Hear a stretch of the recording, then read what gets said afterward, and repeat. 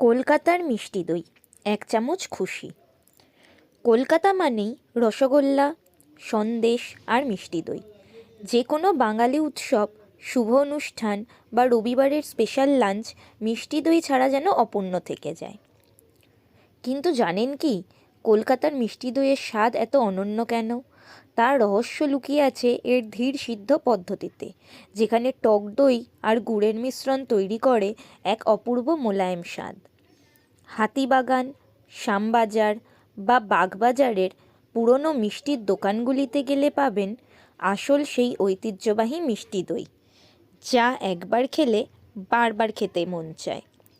আর শীতের সময় নলেন গুড়ের দই তো ফাটাফাটি।